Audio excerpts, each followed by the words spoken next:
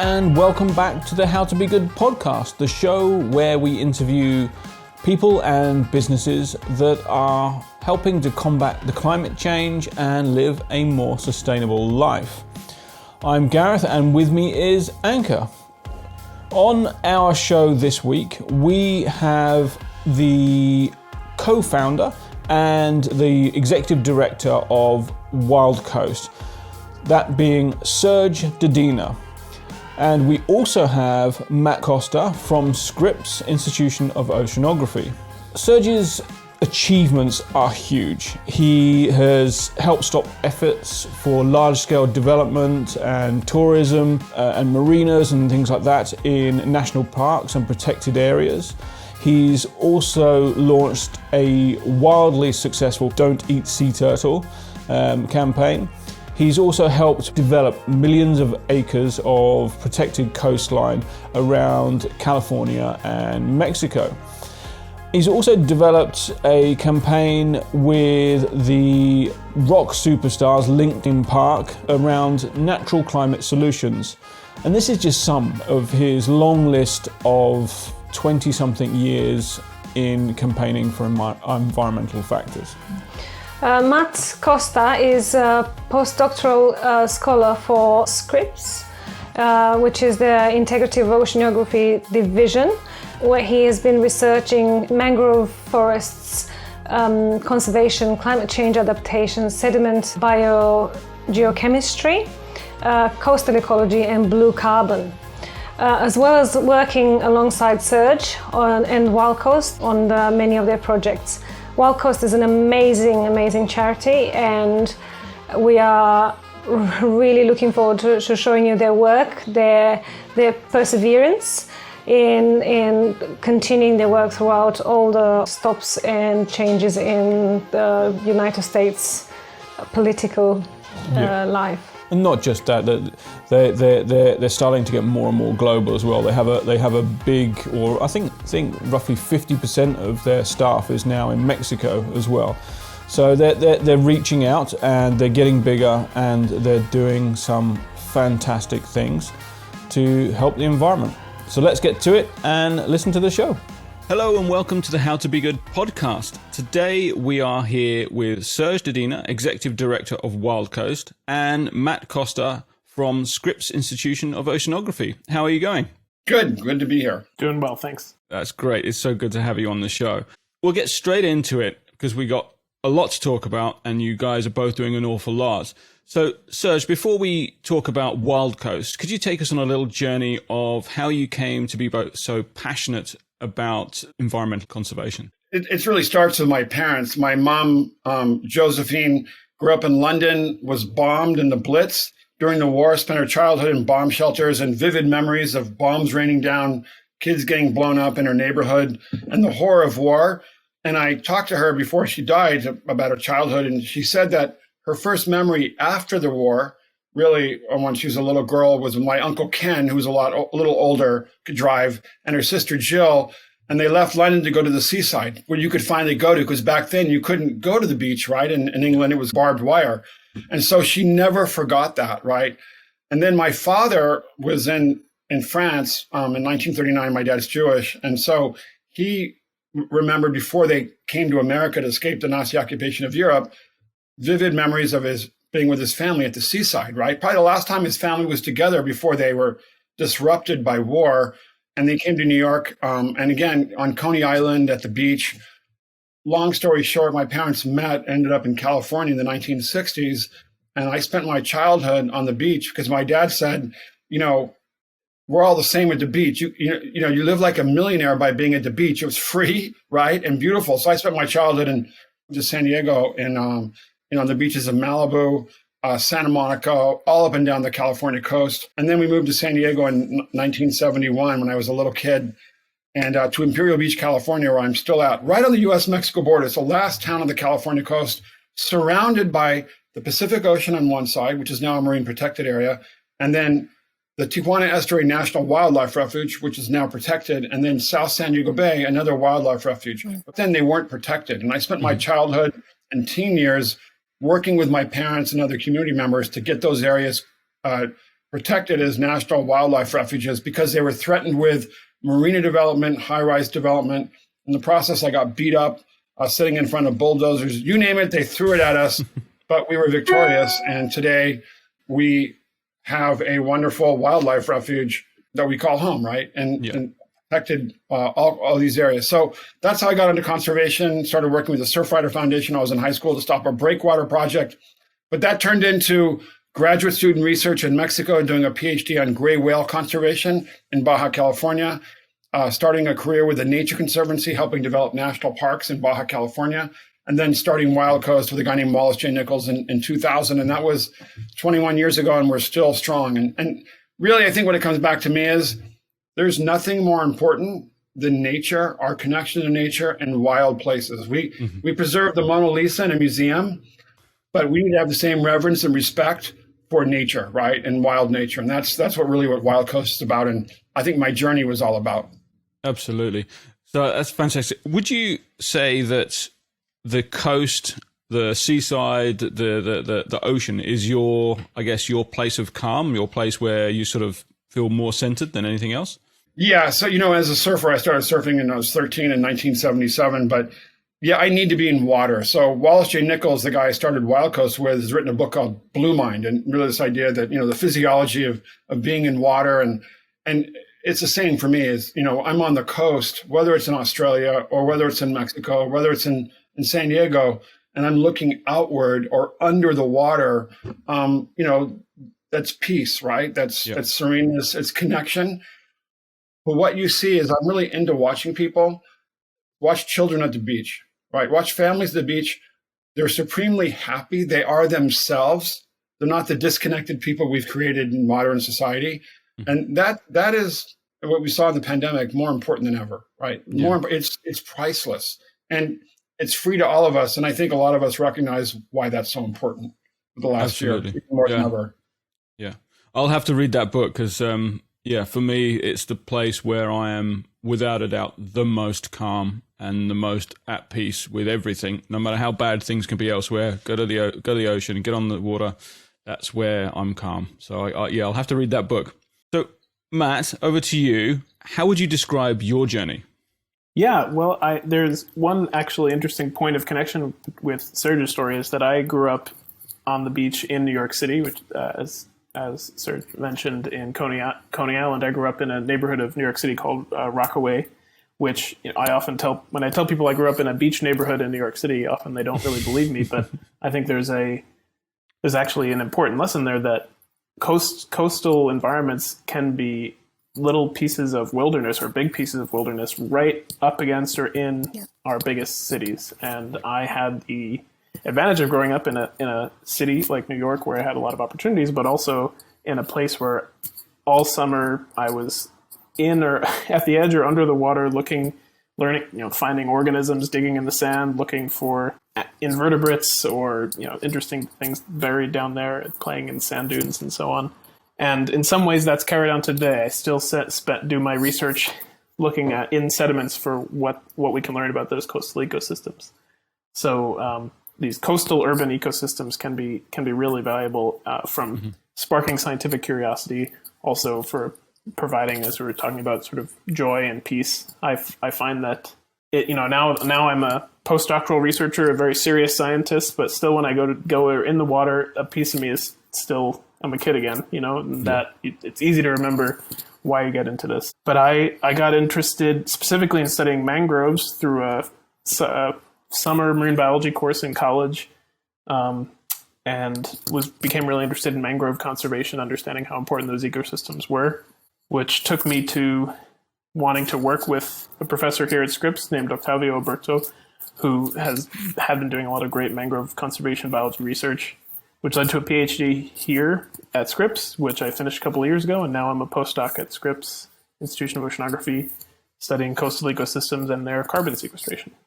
So it's fantastic. Been a journey. It's so good. I'm so jealous. I think both of you got the career that I wish I had have done, but didn't. But there we go. It is what it is. So, Serge, could you tell us about WildCoast, its inception, its mission, and what you are achieving and what you want to achieve? Yeah, so just to lay it out, Wild Coast is an international conservation team that conserves coastal and marine ecosystems and wildlife and addresses climate change through natural solutions. So, what does that mean? It means we're interested in protecting amazingly important coastal and marine ecosystems and island ecosystems and the wildlife there, whether it's through setting up parks, federal conservation concessions, different means to protect places, working with local stakeholders and agencies and government agencies to help protect them, to steward them, and to really then help develop the policies we need that are maybe being enacted in Mexico City or Washington, but actually help solve problems on the ground. And really it came out of graduate work. I did my PhD in Baja California I'm a geographer on gray whale conservation. And then met a guy named Wallace J. Nichols, who's doing his PhD at the University of Arizona on sea turtles. And so we crossed paths. I was finding dead sea turtles on the Pacific coast of Baja California. They were being slaughtered by the thousands. And Jay was in the Gulf of California looking for sea turtles and couldn't find him. And I said, hey, look, you need to come over to the Pacific because we're finding sea turtles being slaughtered everywhere. We connected. And then in 2000, we decided that we really needed to form an organization that could first help protect these amazingly important wild ecosystems we are still seeing in Baja. And, think of Western Australia, the northern part of Western Australia, the coast. This is desert. These are desert landscapes with these lagoons and coastline filled with whales. You have pronghorn antelope on the coast, vast expanses of nature, right? Sparse populations of ranchers and fishermen, people who live on the edge of the wilderness and make their living from the sea or from the desert. So really remarkable places, but we really wanted to figure out ways to work with government agencies and local communities and other nonprofits to figure out how to protect these areas. Some were already protected, and then stop things like the slaughter of sea turtles. So, that's how we started. But today we've got a staff of over 20 offices in the United States and Mexico, from San Diego, Ensenada, which is in northern Baja, in La Paz in southern Baja California, and then in Oaxaca as well. And so we're working to really help protect key areas. So the big projects we have are we're protecting a wilderness called Los Cirios, which is a vast area over 100 miles long. Think of West Oz. It's West Oz. Almost nobody lives there. Yeah. And we've protected over 35 miles of coastline through acquisitions. We own about close to over 35,000 acres of land there, but in partnership with the National Park Service of Mexico.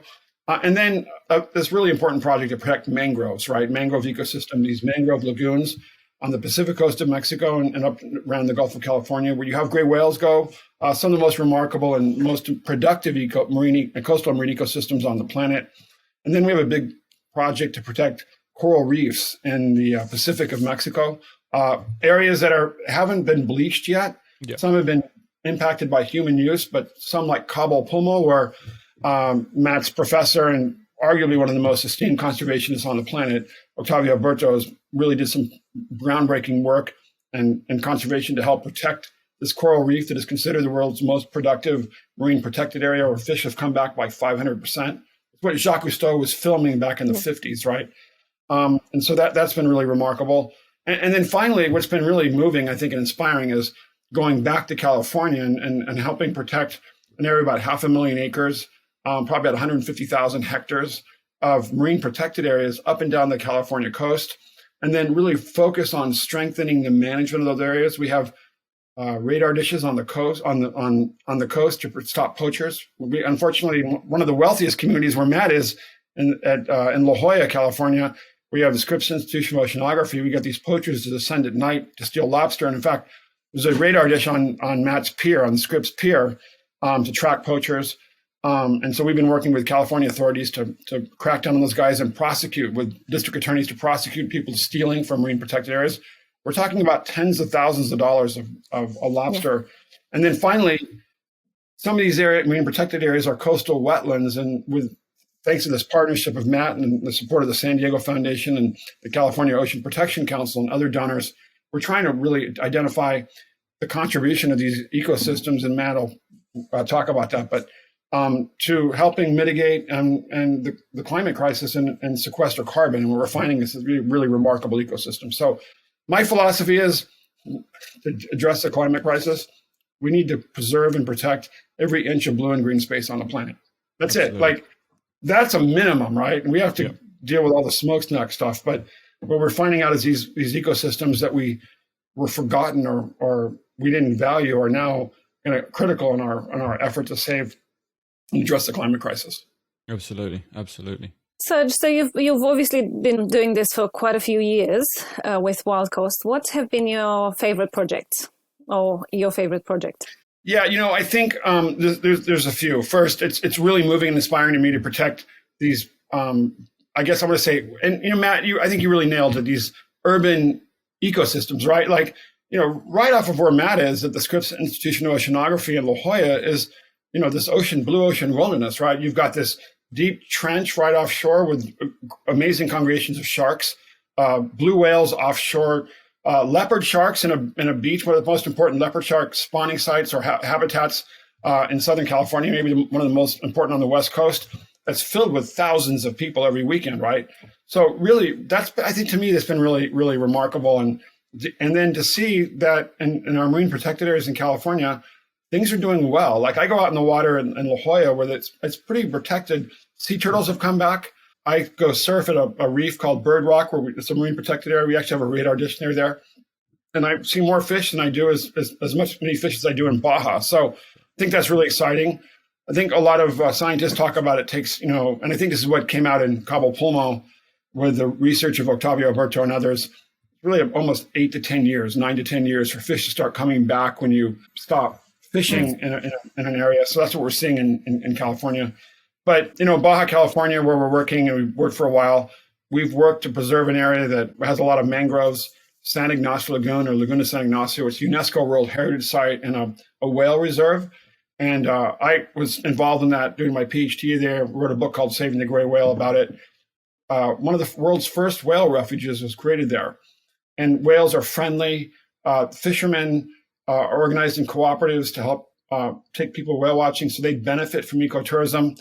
But we worked in partnership with other NGOs and conservation organizations and the Mexican government and local people to protect about 450,000 acres of ecosystems around Lagoon, including every inch of the mangroves there, to stop development threats. Because the Mitsubishi Corporation back in the 90s had proposed building a vast industrial salt harvesting facility there to turn this wilderness into an industrial site. So that we've been working there for a long time, and it's really borne fruit. Like we've really seen the effort of collaborating with local folks, focusing on ecosystems and sustainable economic activities that, hardscrabble ranchers turned fishermen, turned whale watching guides can carry out. And you've seen when you work with people who are committed to the environment, but making a living from it, and you focus on what sustainability means in terms of their livelihoods and protecting a resource, you can actually figure out how to make human activities compatible with nature. So I think that's been great. And then to see things like Cabo Pulmo, where, scientists and conservationists and local fishermen, again, fishermen and dive guides have come together to stop fishing. They gave up fishing. Remarkable, right? Yeah. These are guys, make sure we're clear on the Baja California that we work in. These are plywood houses on the shoreline, no electricity, except with solar panels. There's no grocery store nearby. They're driving old trucks, right, to get to schools, et cetera. And they decided to give up fishing for ecotourism. They wanted to save a coral reef, right? Like really, really great stuff. And then I'll end with Oaxaca, where the World Surf League is going to have a big surf contest soon in July. Barra de la Cruz, one of the world's most famous surf spots, but it's also part of a network of indigenous communities and tropical forest and sea turtle nesting beaches. So think of Kauai, right? Like beautiful, dry tropical forest, wet after the rainy season, green after the rainy season, vast watersheds that go up into the mountains. And there are beaches there that 1 million turtles nest on every year because the local residents, indigenous people, have decided that they stopped the trade in sea turtles and decided to become sea turtle conservationists. So really, really inspiring. So those are really, I think, some of the hallmarks of things we're working on. And, and if you're listening to this around the world, the news on Mexico is never good, right? But the Mexico that I've been working on for the last 30 years and 40 years and lived next to is a very different place than what you see in the media, filled with inspiring, dedicated people. And I know you know this, Matt, because you work there as well, who are really committed to saving the environment and helping their communities. They're the quiet folks that do the important work that keep things going. and they're the ones that make conservation happen, and they're the ones that we work with. So I think that's been the most important part of this. And to throw something out to Matt, what I love about working with Matt and also his fellow colleagues from the SCRIPPS Institution of Oceanography, one of the most renowned scientific institutions for oceanographic research on the planet, is at the end of the day, they just love getting their feet dirty, like in wet. Like when you're in the field with these guys, men and women, they are so excited about science. Like, and I see that, Matt, with you when you're in the field, like, and it's really infectious. And I think what we've learned, at least in our country, is that God, science is important. Yeah. Oh, it is. We need science. We need to listen to it a lot more. Scientists that understand the importance of communicating with the public and working with folks in Mexico and on the ground, like that. And you're a great teacher, Matt. I think that's something that I really, you've partnered with our staff. You're really patient and you're really good at explaining. And you can see the infectious joy that you have for in scientific inquiry, which I think is, I'm a nerd, right? Like, I think that's really cool. So anyway. Well, thank you for that. And I like, as I said, whenever I'm back in the water, it's like being a kid again, just trying to find a new creature in the sand. But I consider myself lucky that I am privileged that I study something that is in some ways so easy to share the beauty of with people. People want to know about nature. They, I think deep down, it's a really great gift to be able to share that with people, whether it's online on some kind of video stream, as we've done during quarantine, to in person. That's a big part of the appeal for me. Talking about science, I couldn't help but turning this a little bit political. We have seen so many protected areas being overturned during Trump's presidency. Has this affected you and your protected areas? So I'm on the WildCoast. We have an office right on the U.S.-Mexico border. And so if you have any images in your head and, what happened over the last 4 years with the U.S.-Mexico border, there's, I can go down the beach and see a giant wall that goes out into the ocean. But at one point I was actually on my surf skis. I have an Australian style surf ski out in a marine protected area, just offshore from the Tijuana estuary, about a mile from the border. I saw a naval ship, right? It's when our Department of Homeland Security person was there. There were people trying to climb over the fence.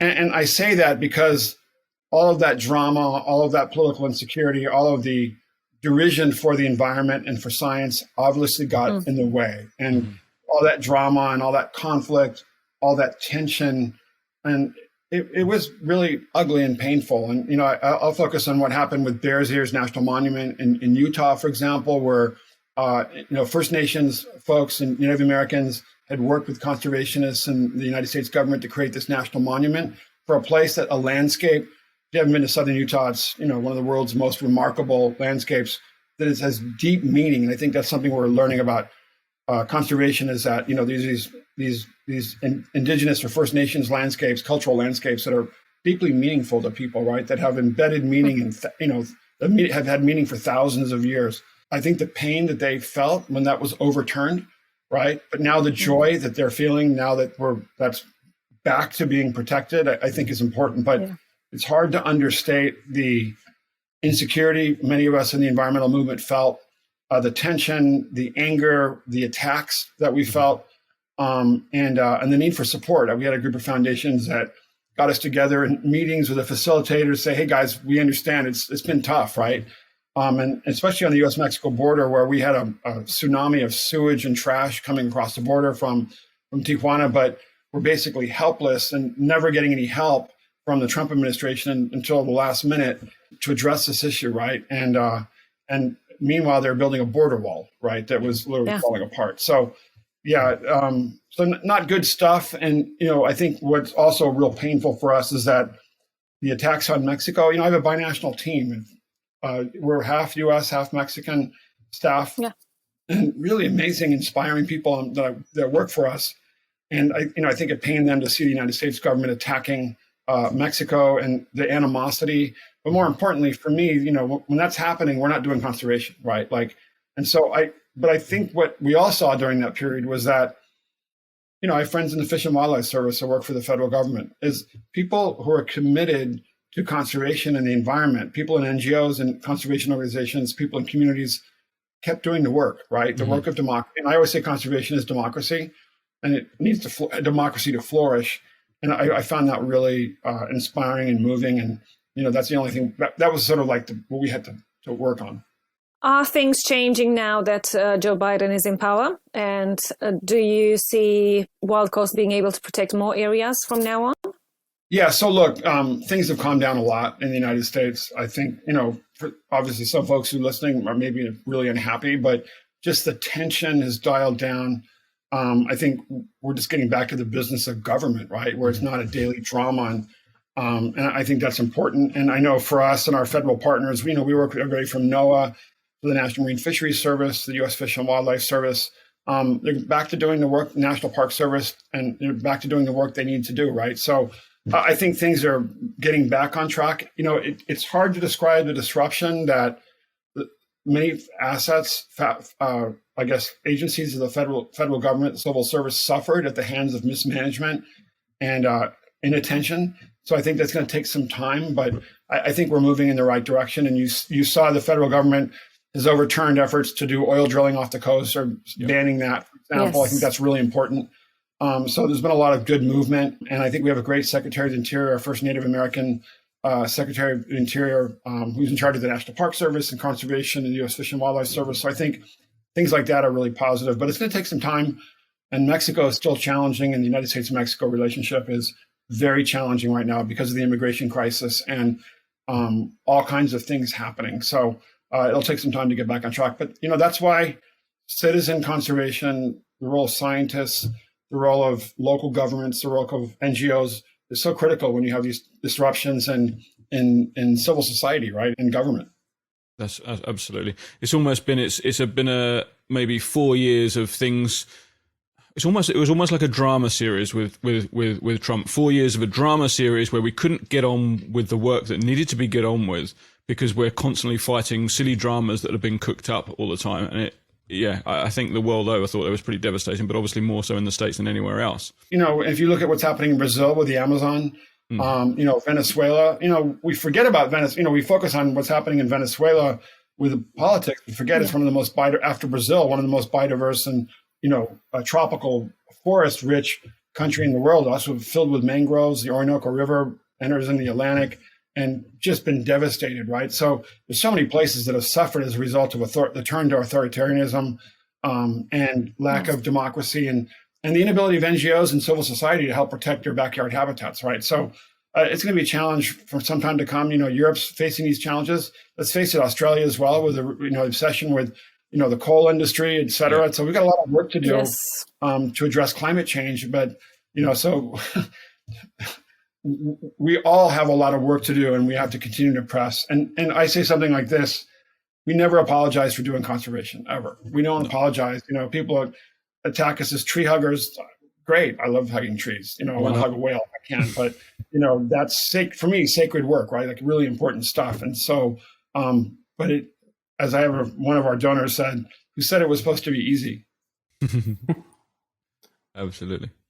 One comment I can make on the significance of the changing political situation in the U.S. in the last 4 years. Pretty much the time that I was a PhD candidate was during the Trump administration, and at SCRIPPS I had the wonderful opportunity to participate in a few international meetings through the UN. For instance, the UN, what's called the COP, or Conference of the Parties for the UN Climate Change Organization, UNFCCC. So I got to go to these international meetings and learn about the process of international climate negotiations and what happens behind those doors and understanding that process. And people from all over the world come. Delegates, negotiators, also NGOs, advocates come and talk and meet at these meetings.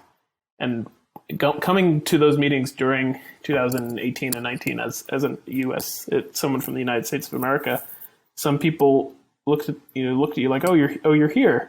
There's this, what you guys are here, that realized there was this really after the important role that the Obama administration had played in the Paris Climate Agreement.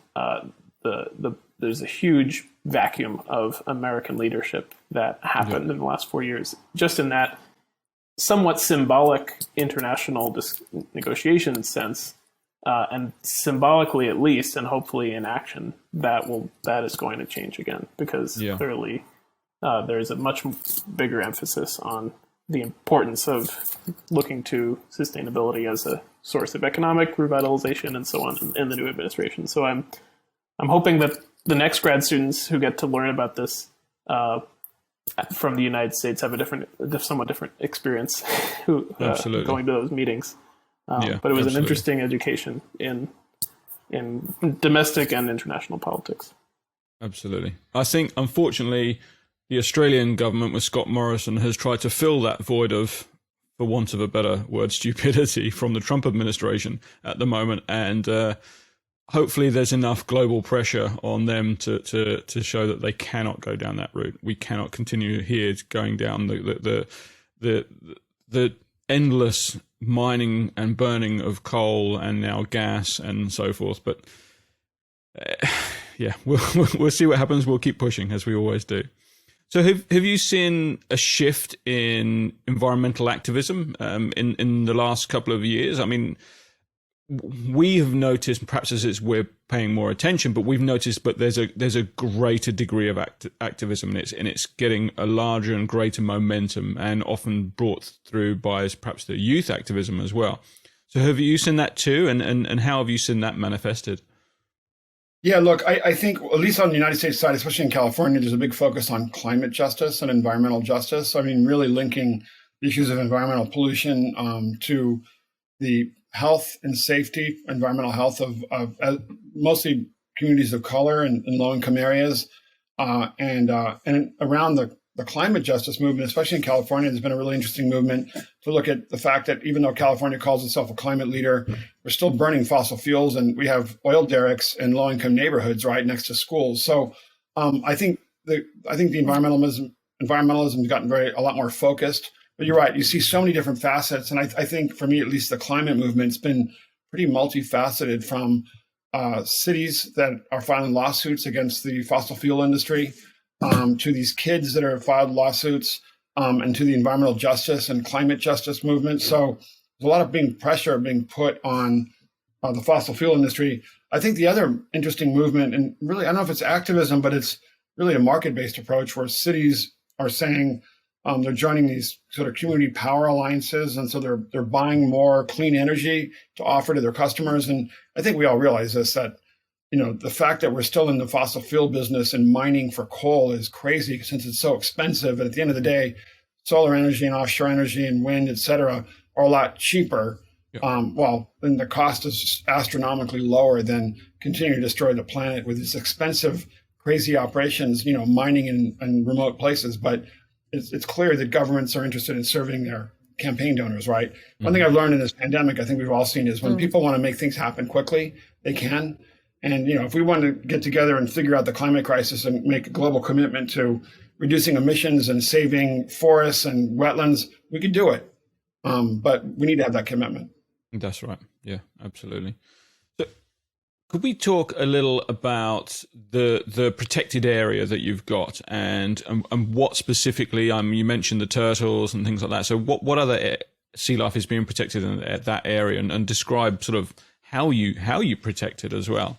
So, WildCoast has worked to protect, millions of acres of different types of protected areas in California and Mexico. But, I'll just take one, for example, in Oaxaca, in southern Mexico. You've got these vast watersheds go down to these big white sandy beaches with coral reefs in the ocean, mangroves and wetlands. And so I think the approach, and where you have, humpback whales offshore. And so the approach has been, and whether it's in Baja California or California, to have these integrated conservation areas, protected areas. So you're not just protecting one ecosystem, that you're trying to protect a larger, more multifaceted area that's on land and in the ocean, and hopefully includes the watershed. So that's what you're seeing in areas where Matt's working to do carbon sampling, for example, in San Diego. You see like what's called San Diego Lagoon and other places, Bataquillos Lagoon, that are part of wetlands, that are part of watersheds, that may include marine protected areas. And in Baja California and Oaxaca, that's the same thing. You've got these extensive tropical forest watersheds that go down into a wetland where mangroves are. That includes a sea turtle nesting beach, a coral reef, and then, humpback whale habitat and sea turtle habitat and fishing grounds offshore. So I think that's really the model. Where a lot of this comes together is these areas in Baja California where you have mangroves, for example, in the Gulf of California or in the Pacific, we have these gray whale lagoons. So you have let's say we have San Ignacio Lagoon, a UNESCO World Heritage Site that has extensive mangroves, but it's over 2 million hectares, over 6 million acres. It includes pronghorn antelope habitat and bighorn sheep habitat in the desert.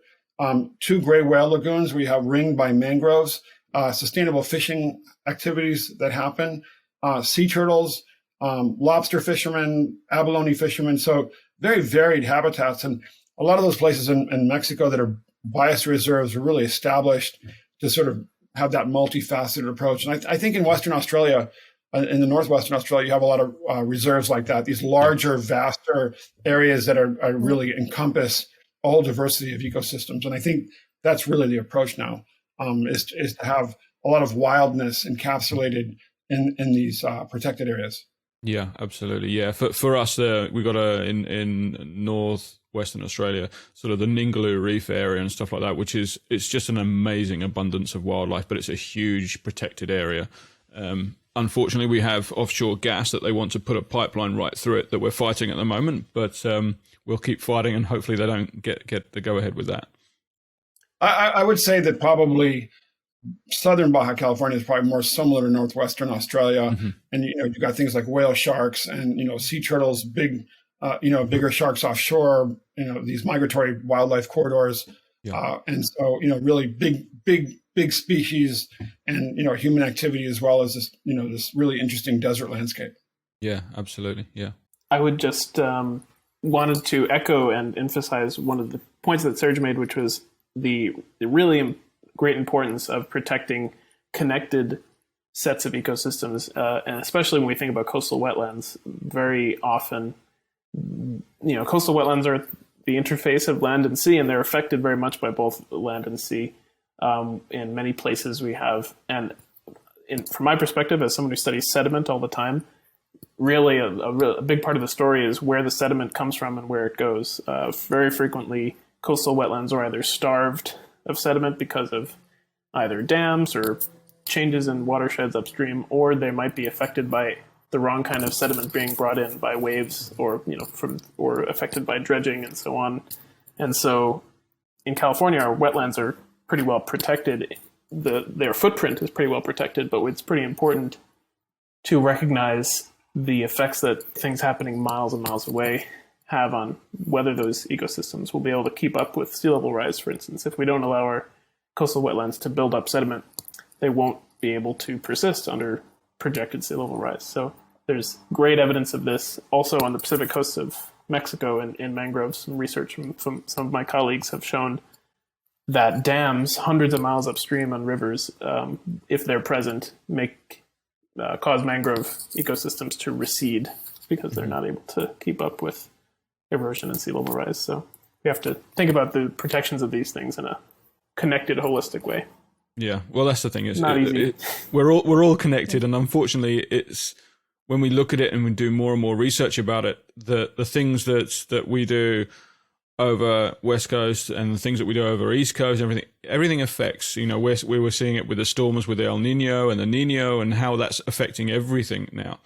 So it is it's a global picture, really, but trying to get people to think globally is quite difficult. Anka, I think you wanted to talk about industrial fishing as well. Yes, and also the other thing that I wanted to ask now about your protected areas. How do you manage them, and how do you enforce the protected areas? Firstly, because you talked about the human interaction, especially on the developed areas, cities, ocean areas, where the human activity is present and in large numbers. How do you enforce the protected areas? How do you make sure that the turtle nestings are protected in the period of time that they need to be left alone, and so on? In Southern California, in San Diego County, where you have this system of marine protected areas, a whole connected series of marine protected areas up and down over 70 miles of coastline, off of La Jolla, near where Matt's institution is, I think the mythology in the United States was, oh, well, everything's fine. We just set up these parks on, in paper and it'll all be great. And then what we quickly realized was that these areas where there were marine protected areas where the fish started coming back and they were off limits to, for example, lobster fishermen. The lobster fishermen are respecting that, but the protection is enforced by a whole bevy of people. So California Fish and Game or Fish and Wildlife wardens, local lifeguards, citizens were calling in tips to people are doing illegal activities. A lot of it is compliance, right? Doing education. Yeah. So WildCoast has been working with, the bait and tackle shops, fishing, the kayaking companies, fishing companies, sport fishing companies to do a lot of the education, printing maps and guides, all kinds of technology so people know where they're fishing and not allowed to go into marine protected areas.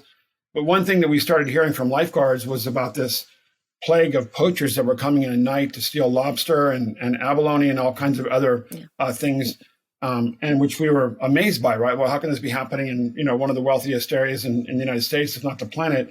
And it turns out they were right. And so we worked with a foundation that has a global project to put in radars in marine protected areas along the coastlines to track poaching. And there's an effort to do this with satellites for global industrial fishing. But this is more locally based, really designed to sort of like stop and track and stop smaller poaching activities.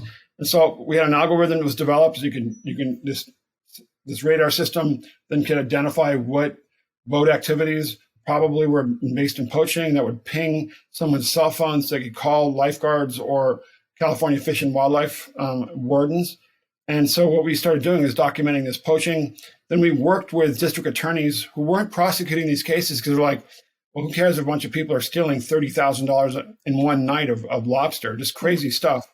And then changing the law to actually increase the penalties for poaching.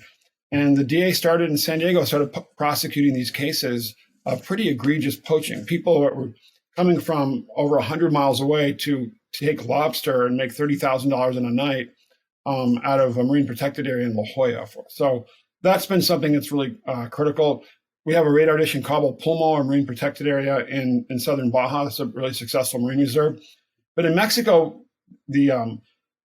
a lot of the anti-poaching activity and protection is really based on obviously local stakeholders. So, for example, in certain areas like San Ignacio Lagoon, a lot of it depends on having local fishing co-ops and whale watching sort of permit holders who have exclusive access to those areas. So they have a financial incentive and access to that area. So they're essentially responsible for managing it, right? So in theory, they have an incentive. So it's not a commons. It's not like the tragedy of the commons where it's an open access area. Many of these areas are closed access areas. So one cooperative has exclusive access to that zone. And in San Ignacio Lagoon, we have a lot of mangroves, for example. You have collective agrarian cooperatives that own the land, even though it's in a national park. And so only they can go there. And so we've been working with them to help protect these mangroves. Whale watching is the same thing. Only local people can get access to those permits. They have an incentive to manage it very well. And then in just north of this lagoon, we probably have some of the most well-managed community-based fisheries on the planet where communities have been working for over 70 years in cooperatives, and each cooperative has sole access to that zone. They have guys in boats with guns that stop people in cartels, the narco cartels, who are also involved in poaching. Pretty heavy stuff, right? But there's that part of the enforcement, and then there's the good part of the compliance, which is trying to create incentives for people to do the right thing. And I think in San Diego, we've got this MPA collaborative that's been working with all kinds of institutions and agencies to sort of create these overlays and layers of protection and conservation. So I think that's been really important. And obviously, you need to work with the fishing industry in that as well. And overall, obviously, the fishing industry wants to do the right thing. They don't want to see people doing illegal fishing. And we even worked with the fishing industry in California to help increase penalties for poaching. That was a difficult coalition to put together, but in the end, we all did the right thing. Talking about fishing, could we talk about the industrial fishing and the bycatch of the animals they're trying to protect, like the turtle? We see on many documentaries about the level of bycatch that industrial fishing is involved in, and it's heartbreaking to see. Are there any of your protected areas that are threatened by it? Is there industrial fishing being conducted around your protected areas? How does that affect you? Yeah. So look, first, it's just in California, there's an organization called Oceana that's done a great job of coming up with different regulations and laws, helping enact policies and laws to stop longlining gillnet fishing just off the coast of California, that it's having a significant impact on seabirds, sharks, and sea turtles. So that's been a whole series of laws and policies that WildCoast has supported that, but really they're groups that are focused on fishing policy that in California has been pretty successful and really important, which is why we may see the white shark population coming back, which has been pretty interesting. But in Mexico, before really starting in the 80s, you saw the industrialization of the fishing industry and the expansion of fishing, and these small-scale co-ops were getting loans from the Mexican government to buy bigger boats, and they're getting involved in fishing. And along the Pacific coast of Baja California, where you had traditionally just had small co-ops, you saw this whole movement towards more industrial scale fishing, the use of long lines to catch sharks, for example. So I was in the field with my wife doing our PhD work in the early 90s, and we'd go out fishing 20 miles offshore with these guys with long lines and catch sharks. And just devastating to watch them reel in dozens of beautiful blue sharks, right? But that would replicate that along the entire coast of Baja California. And what had happened was there were guys from Chiapas, southern Mexico, that were moving up and systematically, basically removing sharks from the entire Pacific Mexico coastline. So, and that went on, thousands and thousands of fishermen. Then you had the shrimp boats, you had boats coming over from Asia as well. And so that has devastated probably more than anything. And the drag nets that drag the bottom. So that's probably been the most significant threat to fisheries and marine life, especially in Northwest Mexico and along Mexico's Pacific coast, as well as around the world, right? And that's threatened things like long lines. I'm going to give credit to organizations like Oceana and others, and there are scientists, at SCRIPPS and other locations that really focus on the economics of fishing and trying to crack down on overfishing. Right now, a lot of that has gone into satellites and using satellite technology to track and identify poaching activity. I think that's really important, but that's something that's critical. And just had a tremendous, devastating impact on marine biodiversity off of what's called Magdalena Bay, which is the Pacific lagoon south of San Ignacio Lagoon. So these are giant whale lagoons. We have mangroves. All these guys are going out illegally fishing for lobster, unfortunately, in the off season using gill nets. But there were loggerhead turtles coming over from Japan and Asia, and by the thousands, and bobbing offshore, eating pelagic red crabs. And so all of a sudden, my wife and I were noticing that there were hundreds of loggerhead turtles arriving dead on the shore. And now it's turned into this major international issue. Other organizations are involved, like the Center for Biological Diversity, and threatening boycotts against Mexico because of all this bycatch and mortality. So really devastating. Walking a beach and seeing literally dozens of dead sharks, as well as sea turtles, is not something I want to see all the time. Absolutely heartbreaking. But reality that we have to deal with industrial fishing. Yeah. So are you collaborating with all the other NGOs into lobbying the government to reduce the devastating impact of industrial fishing on marine ecosystems, like introducing new laws in protected areas and so on? Yeah, so, organizations, again, I think organizations like Oceana and others, NRDC in the United States, have been really focused on that, on really focusing on the overfishing and bycatch in Mexico. That's been a lot more problematic. I think a lot of things have come out of the ecosystem level, which is why a lot of us are focused on ecosystem level protection, because it's a little easier to enforce those ordinances and any fishing regulations or within a protected area. But it's been very, very difficult in Mexico and other developing countries because the fishing lobby is so powerful, and a lot obviously in more of a nationalized or centralized government like you have in Mexico. It's very much the fisheries agency is a direct arm of the federal government, and unwilling in many times to have people give up jobs, right? And so that's always the trade-off, right? Like you've got these thousands of fishermen that are illegally fishing, but then, what's the alternative, right? I think that's been the challenge. In the upper Gulf of California, where you have what's called the Upper Gulf Biosphere Reserve, you have a small harbor porpoise called the vaquita marina. It's one of the most endangered marine mammals in the world, cetaceans in the world. And a fish that you see that swims with them is called the totoaba. It's a giant fish, like almost like a corvina.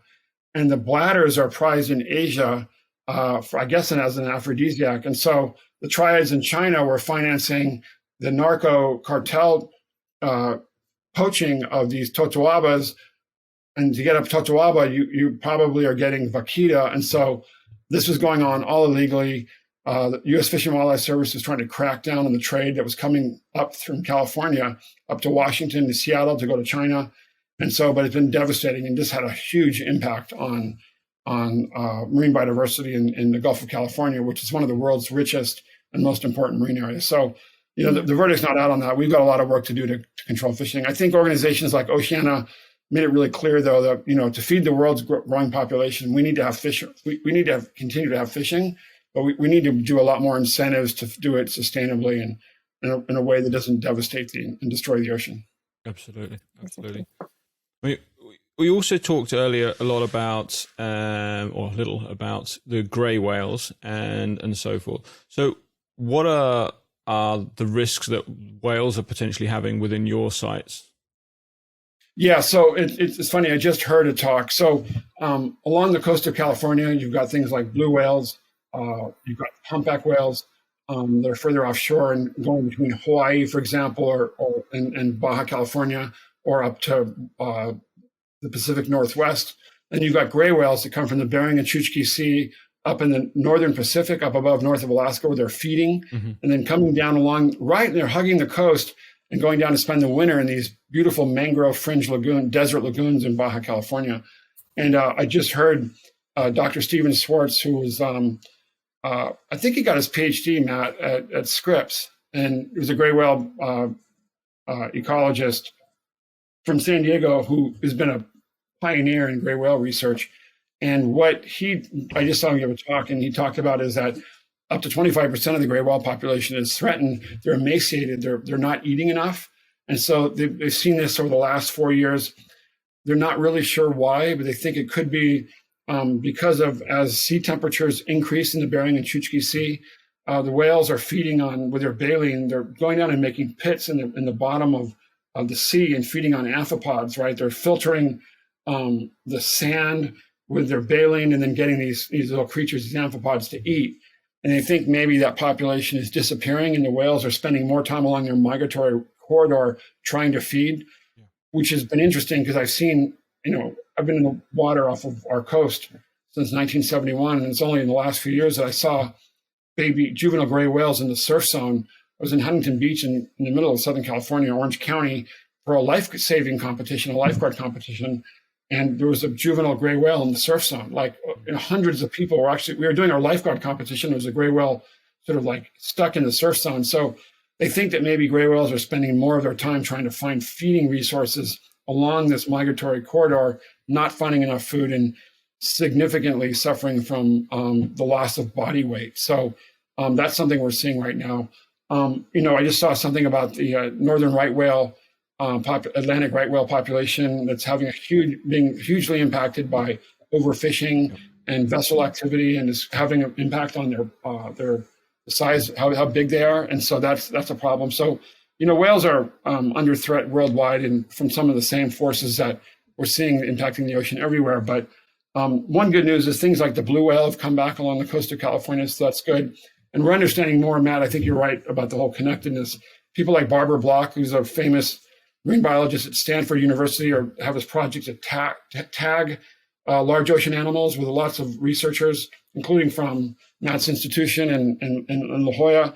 And they're trying to track these animals to see where they go. And they're really getting an understanding of the importance of these transoceanic migratory sort of corridors and the importance of protecting them. So I think that's kind of like the future of ocean conservation, is really piecing together huge, vast areas of the ocean as protected areas to make sure that these corridors, we have big tuna, big sea turtles, big sharks, big whales, can remain, protected. Absolutely. I guess on the protection of that, as we touched on earlier, which is very, very important, is around the mangroves and the breeding areas. And this is kind of where I bring in Matt's speciality, I guess, in this area. What have we lost? And kind of is there a percentage we still have left? Could you give us a bit of an insight?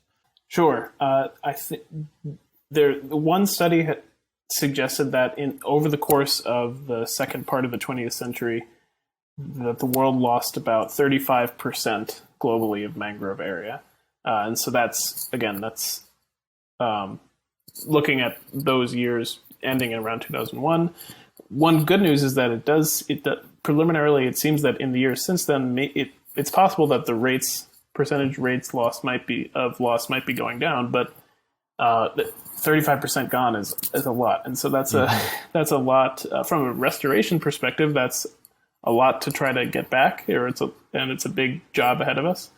But unfortunately, what I study is their carbon sequestration ability. When you lose a mangrove ecosystem, or most coastal ecosystems, and if you disturb the sediment, the carbon that might have been building up there for hundreds or thousands of years, a lot of that is released, and you can't get that back by restoring it. So as much enthusiasm as we should have about restoring these ecosystems, the number one thing we have to do is not let it be 36% or 37%. We have to stop the bleeding immediately, because otherwise these ecosystems, instead of acting as the carbon sinks that they become carbon sources.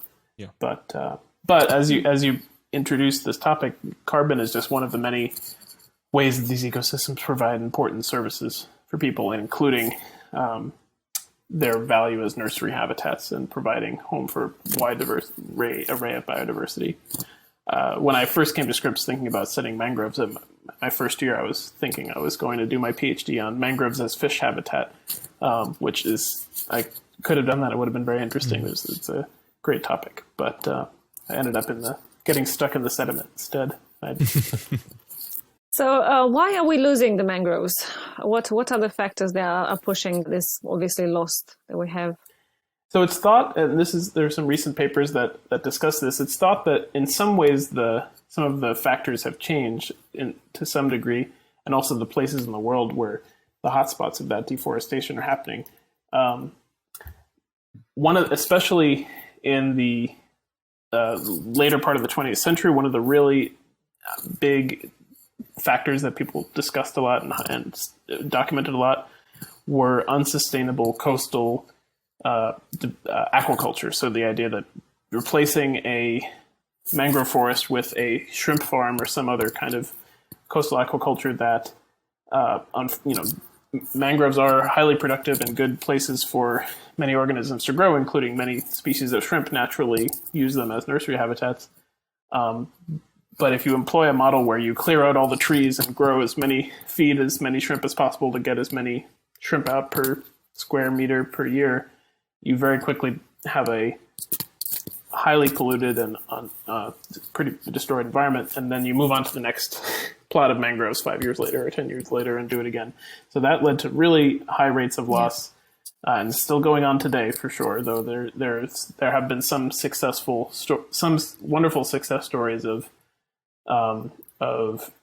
people who have been made aware of the value potentially of the carbon sequestration, for instance, value of the mangroves, and have instead shifted to a model of putting their shrimp farms offshore of the mangroves. So in some ways, they're still benefiting from the ecological value of the mangroves for the shrimp, but they're also protecting the mangroves, and in so doing can apply for organic certification for the shrimp. So and that ends up making more revenue to support those conservation efforts. So there are success stories. So anyway, shrimp farms is one example. There are other kinds of coastal development. Unfortunately, mangroves live on tropical coastlines where some people want to build we all like to be on tropical coastlines, myself included.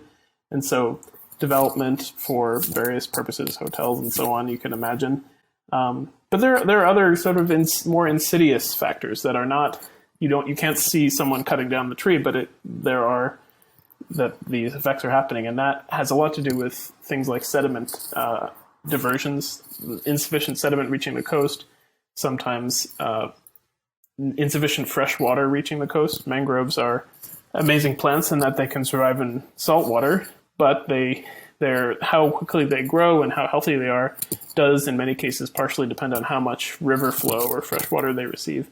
And so using up all of that fresh water or diverting the freshwater sediment often can lead to mass die-offs. I've read there's an example of this happening, I think, in northern Australia a few years ago. Really, really large areas of mangroves dying off, and they think having to do with exceptionally high drought conditions during that year. And also pollution. There is significant nutrient runoff into some coastal areas that mangroves live in that affects the growth of the plants, and also algae that can live among the mangroves and potentially affect the growth conditions for the trees. And as we've seen so many pictures in recent years, and probably seen it ourselves walking along the shore, there is some increasing recognition of the role of plastics and other, particulate pollution that ends up in coastal ecosystems.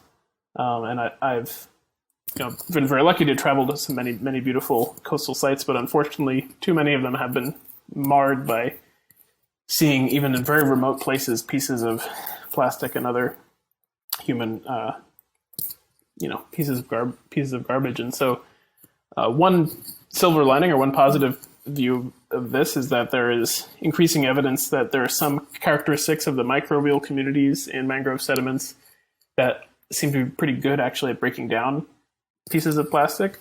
There are obviously questions about what happens then, what chemicals might be released in that process. But what is good about that is that it shows that we're learning from nature. We're learning more about the ecological processes happening even on microscopic scales that we can potentially use to help start addressing these issues. So in summary, those are some of the more big picture insidious effects that are happening on these ecosystems. And of course, the number one big one on the long term is climate change. So mangroves live on the coast. They live in a very particular place between high and low tide, and that place is moving. And it's moving, in some places it's moving quickly. And so we have to think about how can we manage these ecosystems, whether through sediment controls and and various other things. How do we manage these ecosystems to give them their best shot at persisting with sea level rise and other changes that are going to happen? There's a lot of research challenges there ahead. Indeed. Can you please explain for our viewers the importance of mangroves forests? Because there's just such a varied role that the mangrove forests have in our ecosystem. Yeah, well, I guess I'll start out by saying all ecosystems are important, but there's one thing that's really wonderful about mangroves is that we have so many great examples that are of quantifiable, even economic benefits that we can show directly are gathered from these ecosystems. One example is the sequestration of carbon, especially as there's more interest now in carbon markets or carbon credits, offsets. There's a real tangible economic benefit if you can say, okay, by restoring this mangrove or by protecting this mangrove, it's sequestered this many tons of carbon per year. That's a tangible economic value.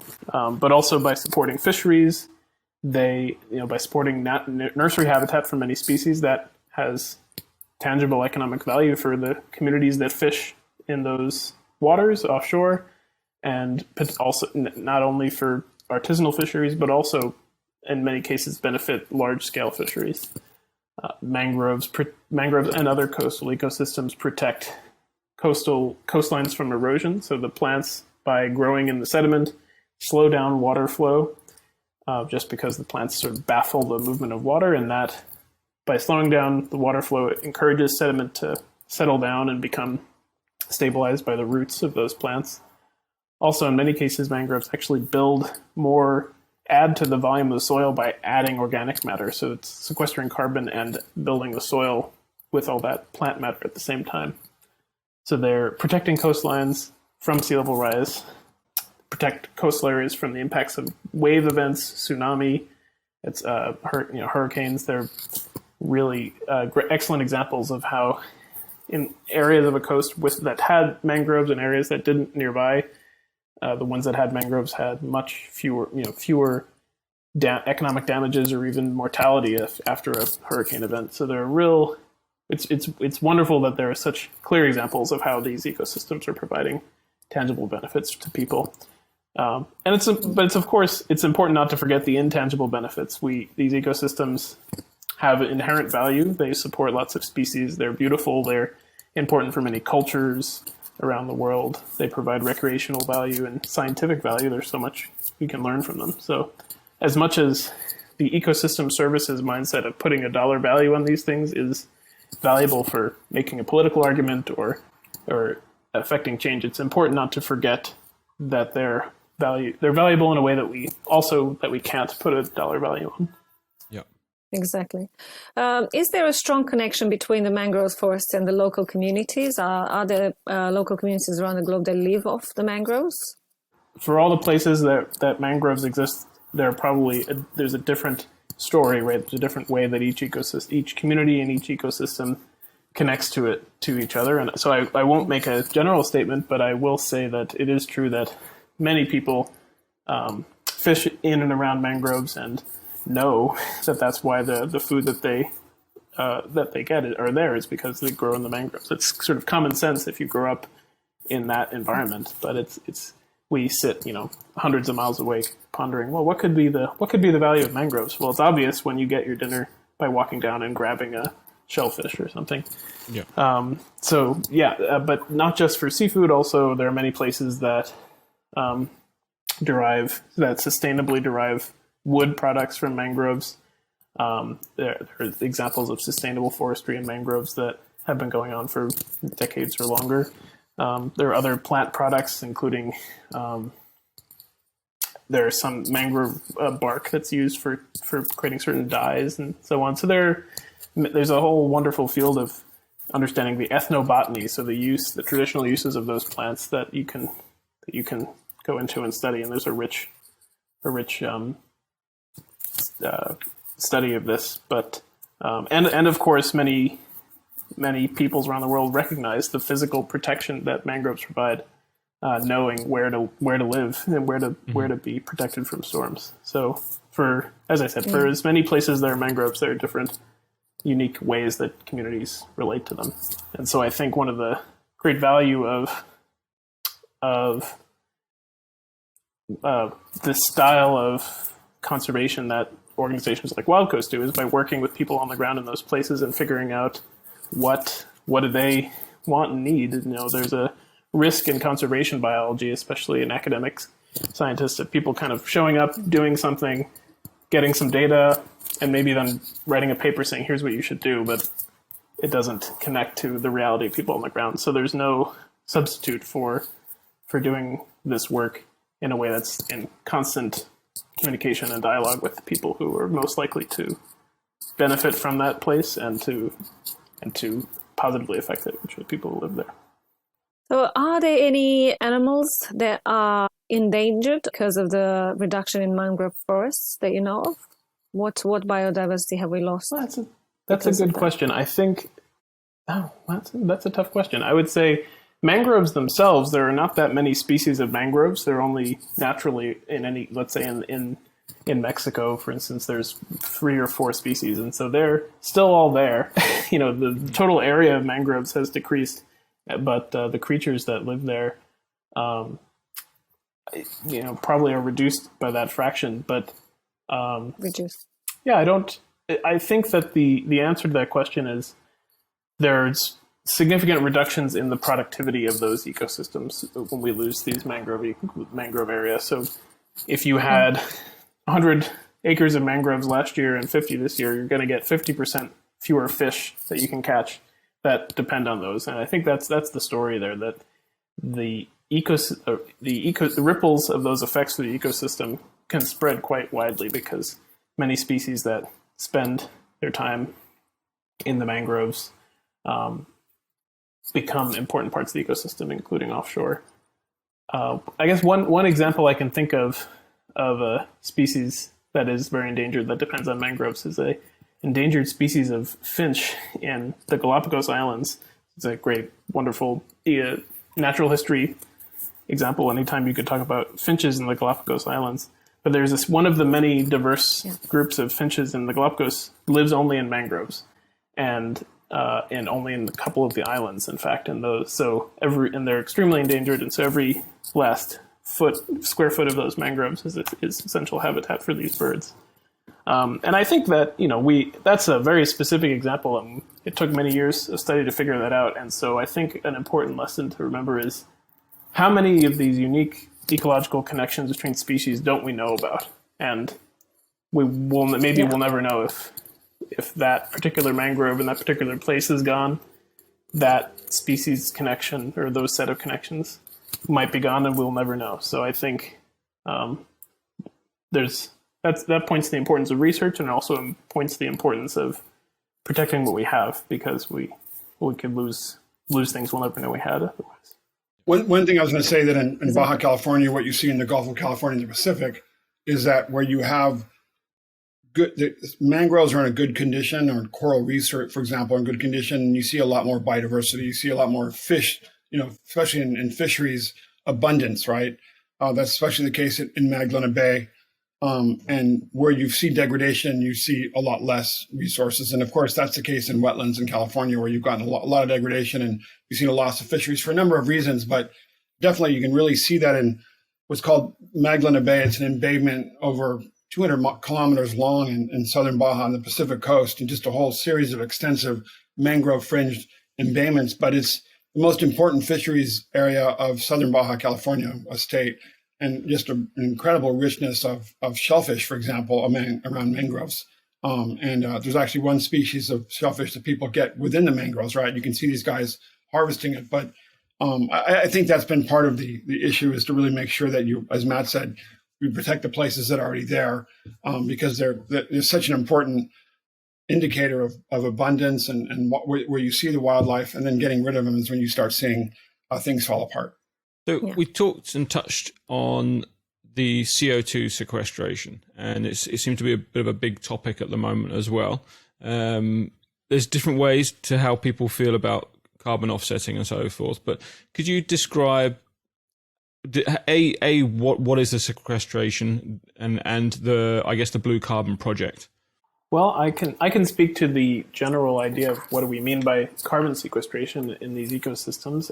The way I like to describe this is hundreds of millions of years ago, there were some trees growing in swamps, and there was some phytoplankton growing in coastal oceans, and they took up carbon dioxide out of the atmosphere to make, that's what they do by photosynthesis, to make more plant matter or phytoplankton.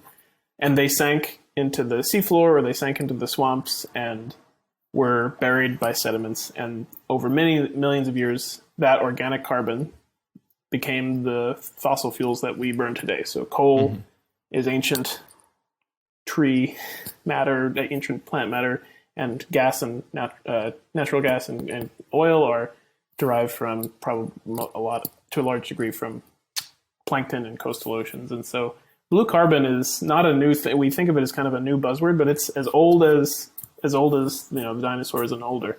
What we're doing now is taking this organic matter that's been buried for millions of years and burning it for energy and returning it to the atmosphere. And so by framing it that way, I think we can see why it's important to highlight, okay, what ecosystems today are doing that same job that formed those deposits millions of years ago? Because if we can understand how those ecosystems work, and at doing that same process of taking carbon out of the atmosphere and putting it someplace where it will stay out of the atmosphere for a very long time, we can understand how to protect them, how to allow them to do that, continue doing that, or even to do it even better, more rapidly.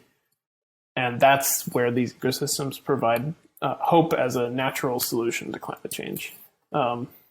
So that's what mangrove ecosystems and other coastal wetlands, also seagrass beds, are especially good at. Is, like any plant, they take carbon out of the environment to grow, but what's special about them is that some fraction of that carbon gets buried in sediments. Those sediments build up over many, many years and form a deposit that keeps the carbon in the ground.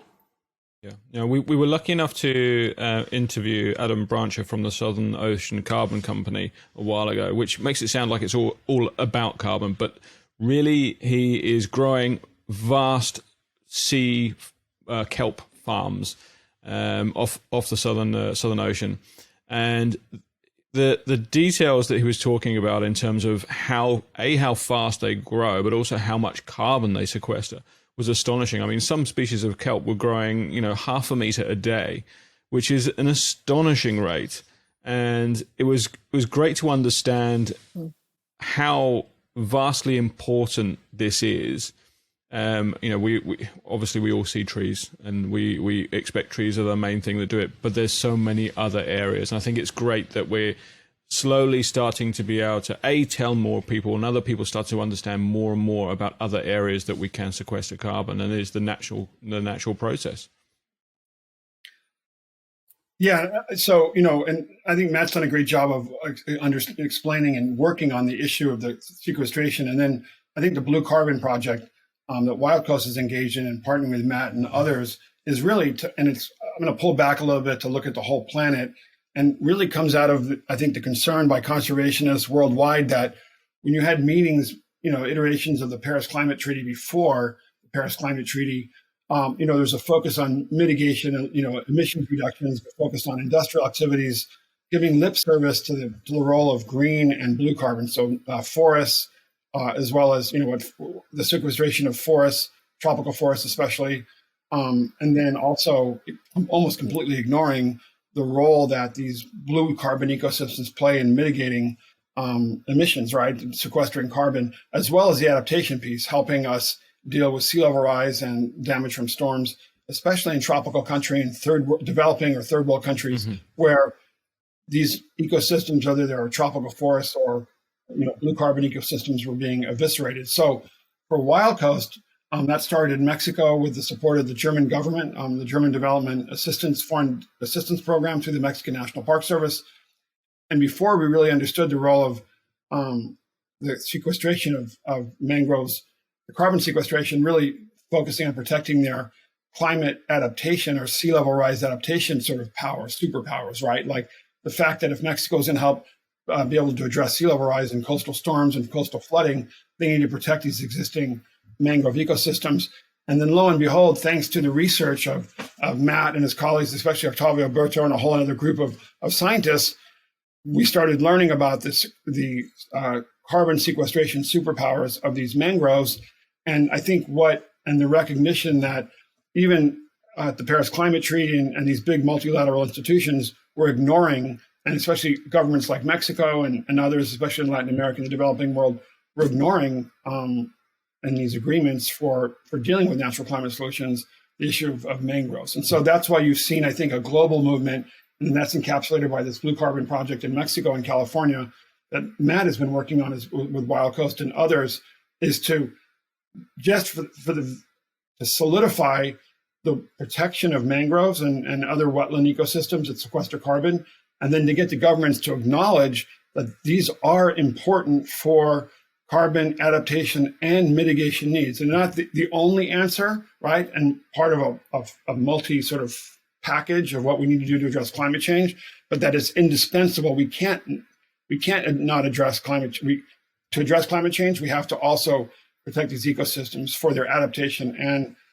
mitigation needs. And so in California, that's also brand new, right? Like what Matt's working on in terms of helping identify and help us understand the sequestration of carbon in coastal wetlands is important because, for example, the county of San Diego that has the climate action plan doesn't actually acknowledge the importance of the carbon sequestration that goes on in wetlands in our own backyard, and they're doing offset projects, maybe at a wind farm in Kansas, rather than actually using its own power to protect these wetlands. And so I think that's something important. So it's twofold: to get governments to understand the need to protect these areas and why they're important, and number two, to get people to understand them and protect them. So in Mexico, that's critical because up until recently, really the federal government there was no formal protection for mangroves.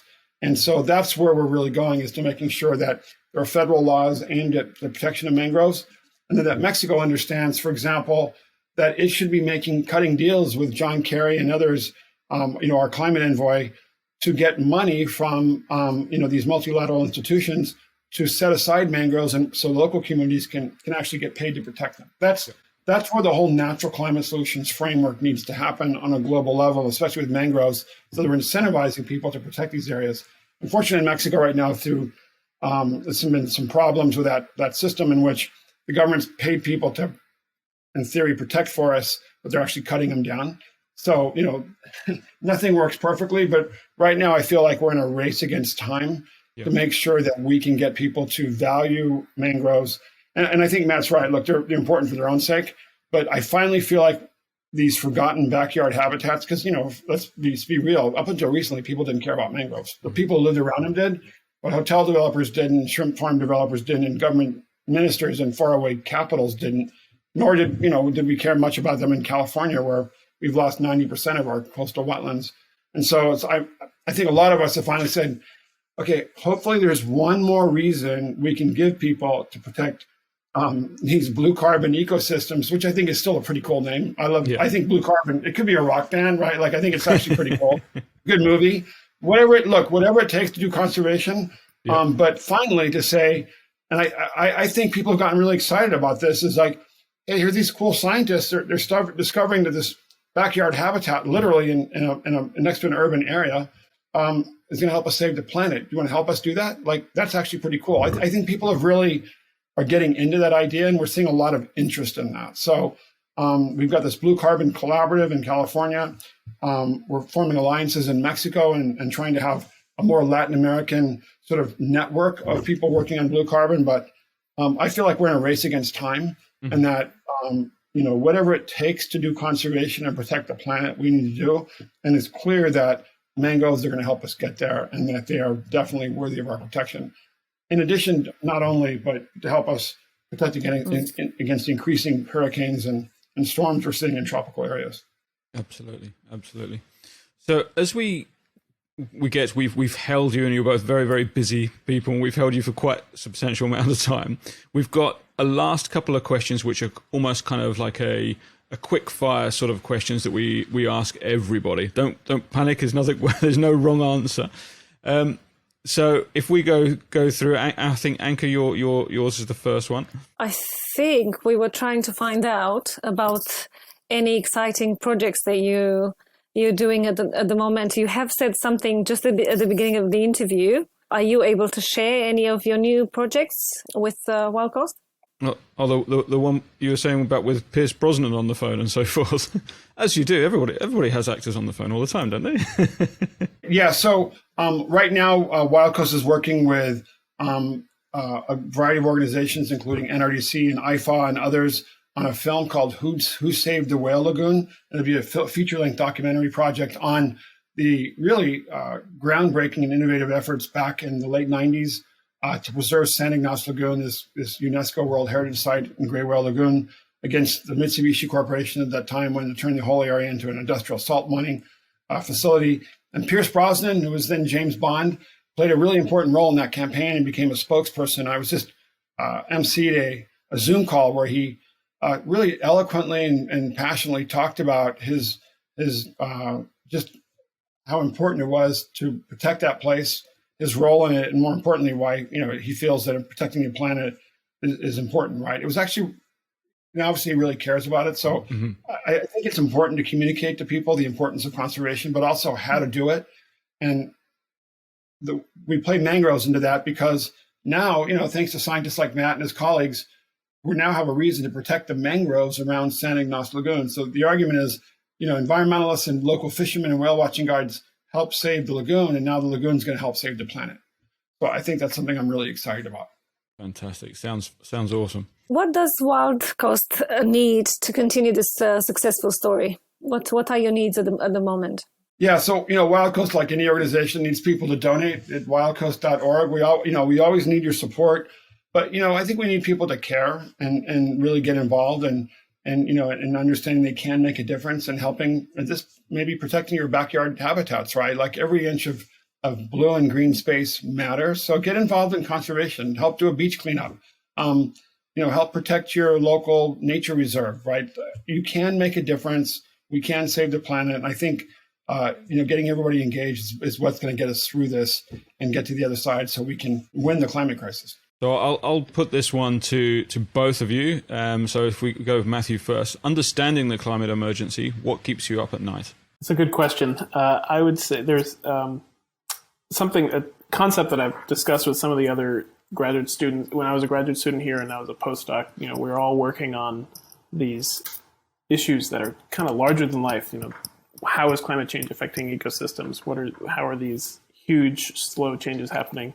And unfortunately, the more you learn about it and the more you're involved in it, the more you see that the world is changing. There are some things that are not going to be the same, when I'm old than the way it was when I was a kid. And the challenge is to, I think, just like Serge said, I think is so important, is getting people out into the environment, participating in a restoration project, getting their feet dirty or their hands dirty is really important, because building those connections between people and their natural environments is, I think, at the beginning of all of this. But the scary thing is the conflict between building those connections and then recognizing that those connections are going to change. We have to be not only forging connections between people and nature, but also learning for those connections to be resilient. And even just in our culture and in our appreciation of nature, how do we get used to a changing world and having their connection with the ecosystems, that knowing that we have to continue adapting over the course of the 21st century. So it's a big, big challenge. Absolutely. So Serge, what aspects would make you optimistic for the future? Well, one thing I get really excited about is, for years, I think decades, scientists were in the ivory tower, right? That we're focused on building putting, I guess, the blocks of knowledge in the wall of knowledge. And, this idea of being separate from policy and activism and, conservation. But we've seen a big shift out in climate scientists and conservation biologists, et cetera, and oceanographers and marine scientists, for example, in the world that I work in, we've made a real strategic commitment and focused commitment to helping make a difference. And so I really think that we've been aided, and I really am inspired by Matt and his colleagues at the Center for Climate Change and Impact and Adaptation at the SCRIPPS Institution of Oceanography, who partner with organizations like WildCoast and others, and then have a really big impact on policy. It can actually use their science to inform policy and make some difference.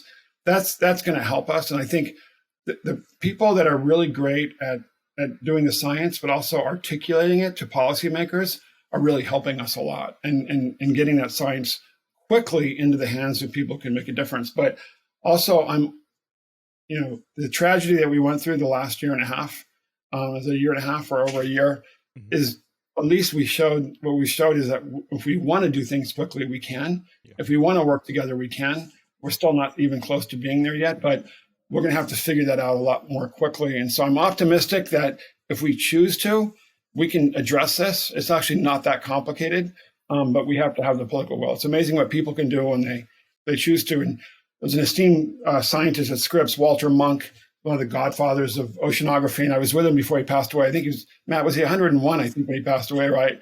And anyways, I was with Octavio Berto, Matt's professor, and Walter Munk was talking about, he helped do the wave forecasting to help plan the D-Day invasion, right? He was a scientist that helped develop what wave forecasting was.